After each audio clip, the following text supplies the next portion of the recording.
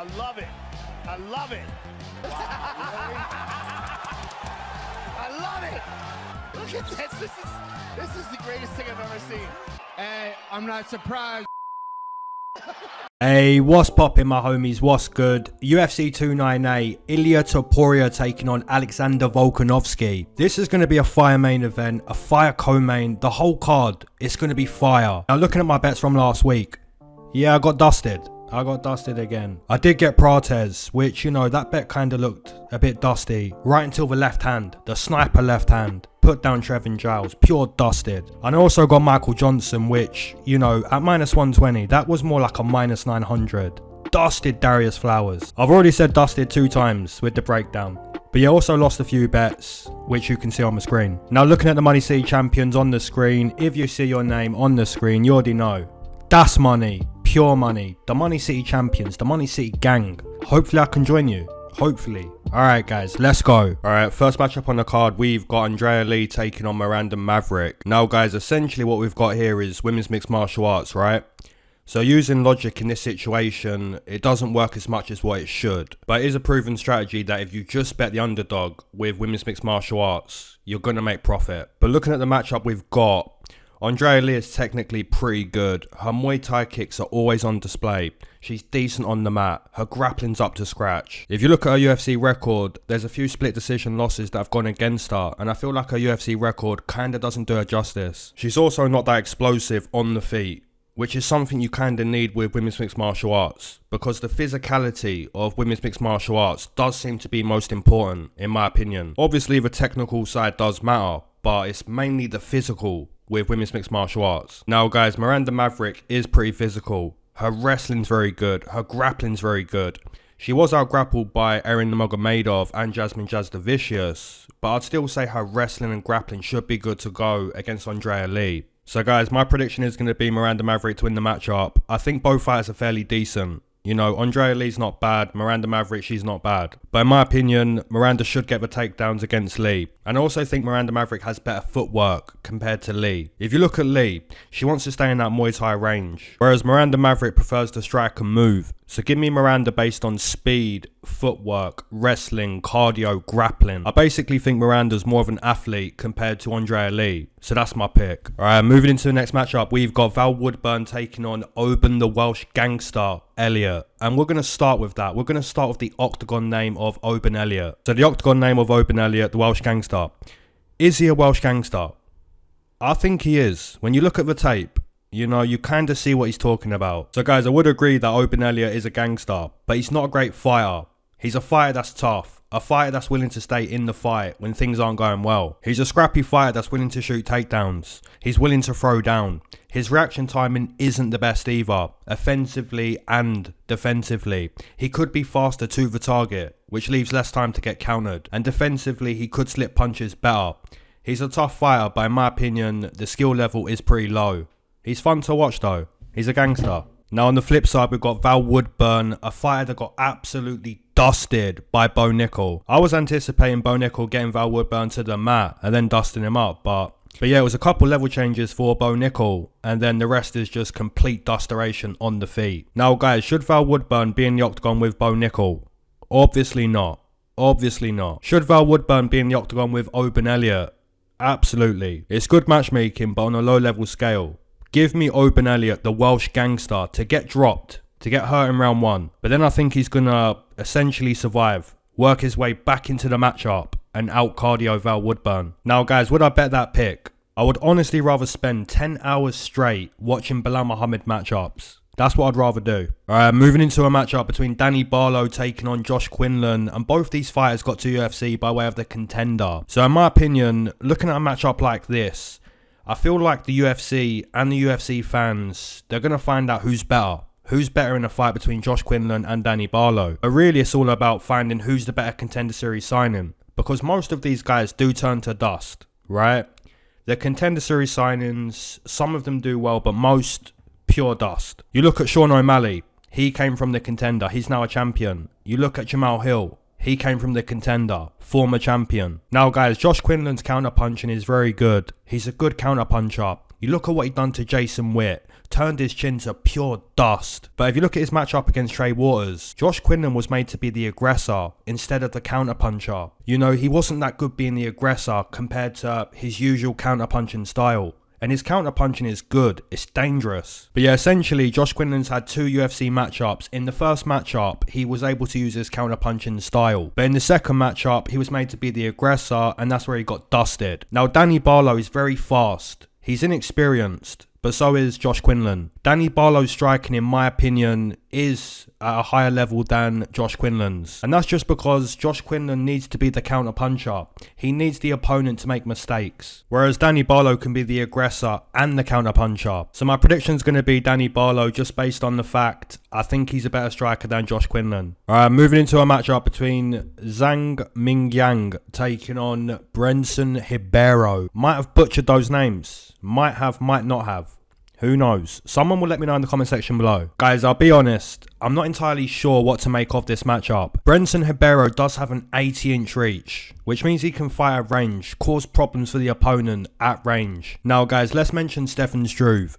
For those that remember Stefan Struve, essentially he was a giraffe-like fighter. He had giraffe-like limbs. Massive height, massive reach. But the thing with Stefan Struve is he couldn't really utilise his physical advantages. And it's funny that I'm comparing Ribeiro to Stefan Struve. But the reason why I'm comparing Ribeiro to Stefan Struve is down to the fact that Ribeiro's got a massive reach. So really you want to use that in the fight. And if Ribeiro's able to use that reach, that's a really good way to cause adversity for Mingyang Zhang. Now on the flip side, you've got Zhang Mingyang.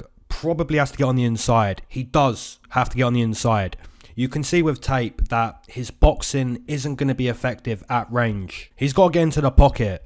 And if he does get in the pocket against Ribeiro, that's where his boxing combinations are really going to be effective. So in my opinion, it's a classic battle of range. Who can fight at their preferred range? If Ribeiro's keeping Yang at the end of the strikes, he's going to look good. If Zhang can get into that effective boxing range, the pocket, then you're going to take away Ribeiro's long strikes. And that's good for Zhang. Yeah, it's a tough prediction to make, but give me Brendson Ribeiro. It's a prediction based on range. Do you think Zhang's going to get on the inside, or do you think Ribeiro's going to keep Zhang at bay? That's how you're going to make a prediction with this matchup. In my opinion, it is a tough pick to make, but give me Brendson Ribeiro. Moving into a matchup between Rinya and Nakamura taking on Carlos Vera. Now guys, this should be a straightforward prediction to make. Rinya Nakamura is a really, really good wrestler. His takedown entries are super explosive. They're fast. They're technically good. He's a beast of a wrestler. And because he's so explosive, he does like to stand on the feet and just throw down.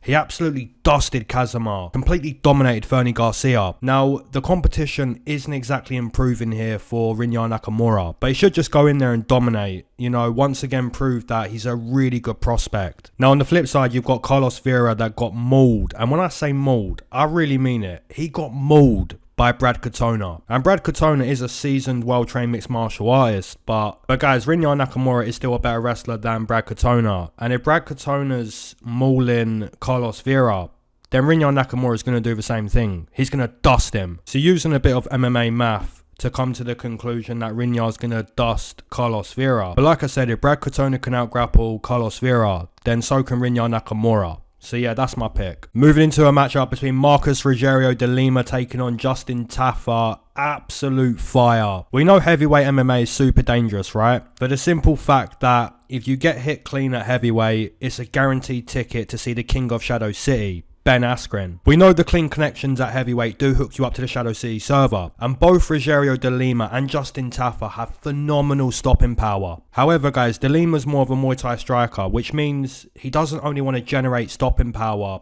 with his hands. If you look at Lima, his calf kicks are so nasty, so powerful, they're quick, they're violent, they're really effective. Guys, put it this way, if a lumberjack lost his axe but had Rogerio de Lima around, no problem. Lima will chop those trees down with the kicks all day. Equally as good as having an axe. You know, those calf kicks, they are so violent. They can chop down a tree. They can chop down a leg. However, Justin Tafa is that guy. He is that guy. The one-hitter quitter. The walk-off KO. Justin Tafa's boxing is dangerous. He can sleep a plane. And yes, I did say that. He'll sleep a plane. He'll punch a plane on the runway. And the engine of that plane will fail. It won't take off. He can sleep a plane. There is a phenomenal amount of power between Rogerio de Lima and Justin Tafa that someone's got to get dusted. Now, I do feel pretty confident with my prediction, and that's not usual for heavyweight action because heavyweight action is dangerous. But my prediction is going to be Rogerio de Lima to chop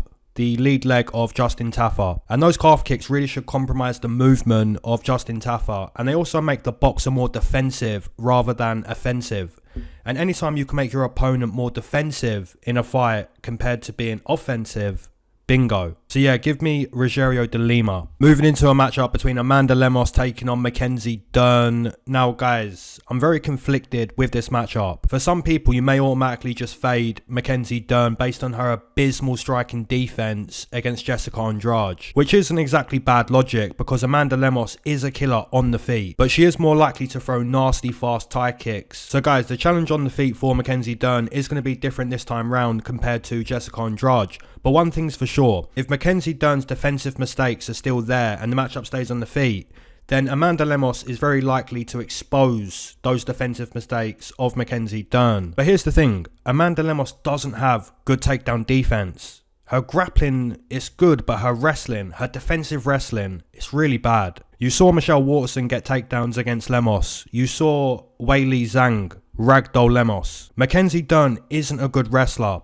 She's an elite BJJ player. Her jiu-jitsu, her grappling, it's really good. Most people would agree that Mackenzie Dern's wrestling does need work, but against Amanda Lemos, her wrestling may work. And guys, one of the reasons as to why that is, if you look at Amanda Lemos, she's failing to defend single leg takedowns. And single leg takedowns are like some of the easiest takedowns you could get to defend. And if she's failing to defend single leg takedowns, then it's really a pick between, do I fade Mackenzie Dern's bad striking defense, or am I going to fade the bad defensive wrestling of Amanda Lemos? And also the cardio of Amanda Lemos, it's not great. I'm going to take the underdog. I'm going to take Mackenzie Dern. I'm going to fade the bad cardio of Amanda Lemos. And I'm also going to fade the bad defensive wrestling of Amanda Lemos. Obviously, Mackenzie Dern does have weaknesses, but so does Amanda Lemos.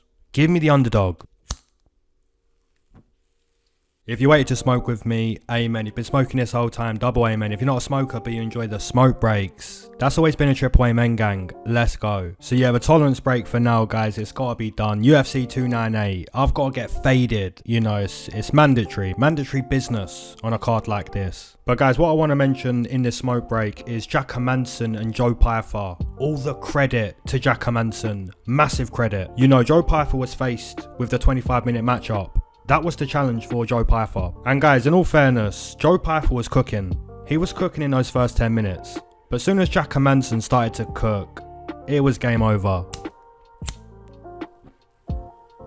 Guys, as soon as you smoke from a tolerance break, it's like you get instantly high, instantly faded. Got myself dusted off 2 hits. I'ma grab a coffee before the main card. Moving into a matchup between Anthony Hernandez taking on Roman Kopylov. Great matchmaking by the UFC. This is a good matchup. Now guys, both Hernandez and Kopylov are on a 4-fight win streak. Hernandez has been dusting his opponents. Kopylov has been dusting his opponents. Someone's going to get dusted. Now looking at the style of Anthony Hernandez, he's primarily a grappler. His wrestling isn't really good. And neither is his jiu-jitsu, in my opinion. But guys, what makes Anthony Hernandez such a dangerous fighter to compete against is his cardio. His cardio is off the charts. And he's really scrappy. So he's going to press the action until his opponent gets tired. And guys, when Anthony Hernandez gets the opponent tired, now his wrestling really starts to work. Now his chain wrestling really starts to work, and his ground and pound, it becomes effective. So the main weapon, in my opinion, for Anthony Hernandez, it's got to be the pressure and the cardio. Now on the flip side, you've got Roman Kopylov, a fighter that's been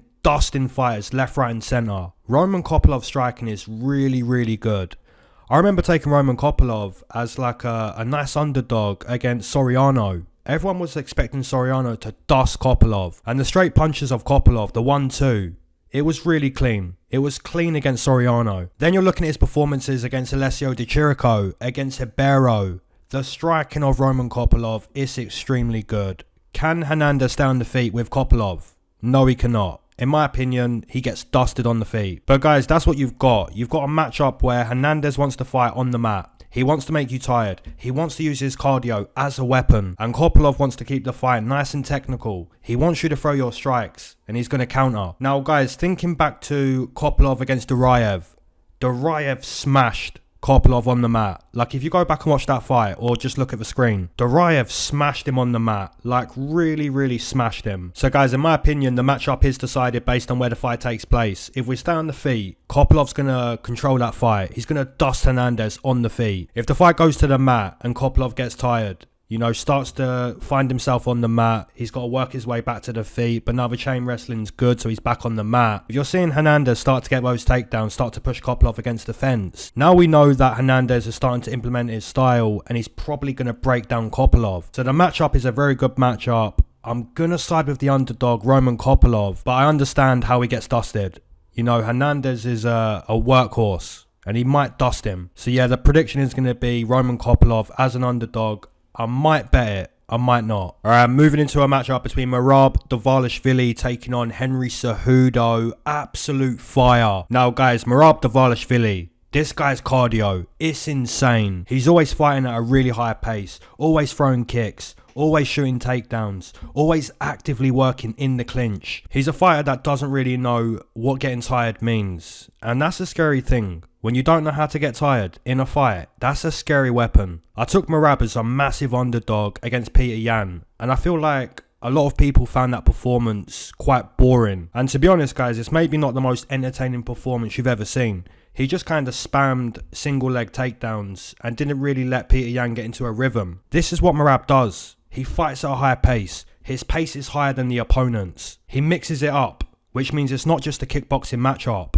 He doesn't mind the over-under battle in the clinch. You know, he'll go to the fence. He'll work against the fence. Guys, Merab Dvalishvili is a relentless wrestler, and he's not going to stop until he breaks the opponent. And I think he broke Peter Yan mentally before he actually broke him physically. And guys, obviously, if you break down mentally before you break down physically in a matchup, that's way worse. Like, that's way worse than breaking down physically. And that's what Merab's going to do. You know, the kicks are constant, the punches, the takedowns, it's all constant. And you kind of get tired of it mentally before you get tired of it physically. Now, guys, looking at the opponent, Henry Cejudo. What's so great about this matchup is Henry Cejudo is a better wrestler on paper. Henry Cejudo is a former champion. Henry Cejudo has excellent cardio. He's a competitive wrestler just like Merab. He is coming off a loss against Aljamain Sterling, which is a teammate of Merab Dvalishvili, as we all know. And to be honest, guys, Henry Cejudo done really well in that title fight. He didn't win the title, but he done well. He done very well. But for me personally, I'm going to side with Merab Dvalishvili because Henry Cejudo's had his time. He's had his time. There's an old saying that every dog has their day. And in my opinion, Henry Cejudo's had his day. Merab hasn't. But I think he's gonna. So give me Merab Dvalishvili to beat the former champion, Henry Cejudo. Alright guys, we've got more fire. Moving into a matchup between Jeff Hands of Steel Neal taking on Ian Machado Garry. Absolute fire. Now Jeff Neal and Ian Garry are both dangerous strikers, but their striking differs quite a bit. If you look at Jeff Neal, his style's in the octagon name, Hands of Steel. He's a boxer. He wants to box. He wants to catch you with his steel hands. However, being a boxer, it does work if you can get into boxing range. For example, look at a matchup between Adrian Yanez taking on Jonathan Martinez. It didn't really matter how much of a good boxer Adrian Yanez was against Jonathan Martinez. Martinez kept him at the end of the kicks. You know, he was nowhere near boxing range. So yes, being a good boxer, it's a good thing, right? It's a really good thing. But if you can't get into boxing range, then it doesn't really matter. Now guys, Jeff Neal does face a similar task to what Adrian Yanez faced. He's got to take away the space that Ian Garry essentially wants to work with. Make Ian Garry catch those steel hands. So look for Jeff Neal to fight his way into the pocket. And I'd say this has to be often. It might be more towards the end of the matchup. You know, Jeff Neal might start to take more risk. But in my opinion, he's got to be crashing into the pocket nice and early. Actively look to control the range. Take away the space that Ian Garry wants to use. Because guys, if Jeff Neal doesn't do this, his chances of beating Ian Garry are greatly diminished. And guys, that's mainly down to the fact that Ian Garry is a really, really good striker at range. Ian Garry wants to control the range. If you control the range, you control so much of the fight. And most of the time, you do win fights you control. Most of the time. He's got some nasty Muay Thai kicks. And most importantly, he understands the range, which is going to be key against someone like Jeff Neal. So guys, give me Ian Garry to remain undefeated in the UFC and to essentially be one step ahead of Hands of Steel Jeff Neal. I'd say Jeff Neal is the better boxer, but this ain't boxing, it's mixed martial arts. If you keep the boxer at the end of the kicks, run them into the jab, occasionally clinch up, you can really dictate the fight against the boxer. And I think Ian Garry has shown to have those specific skills. So give me Ian Machado Garry to dust Jeff Neal. Alright, moving into the co-main event, we've got Robert Whittaker taking on Paulo Costa. An amazing co-main event, pure fire. Now guys, I think most people would agree that Robert Whittaker is skillfully better than Paulo Costa. The problem for Robert Whittaker, in my opinion, is the same thing I said in regards to Michael Johnson against Darius Flowers last week. Nothing would let Michael Johnson down in that fight other than his durability, other than his dusty chin. Now, I'm not saying Robert Whittaker's got a dusty chin. I'm not saying that.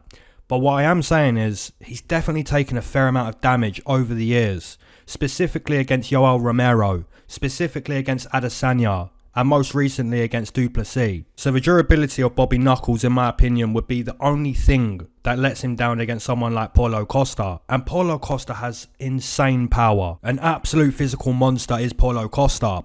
But guys, Paulo got tired against Luke, even though he came into that fight in really good shape. Look at Paulo Costa. His physique, it looks brilliant. You know, taking his training seriously, taking the weight cut seriously. He still got tired. You know, a couple times he pointed to his wrist to ask his corner, how long left? How long till I can sit down? Now guys, against someone like Robert Whittaker, getting tired isn't really an option. And last week I did mention that, this is funny, I did mention that karate doesn't work. And Marcin Prachnio goes in there and puts on a karate masterclass against Devin Clark, wins the fight.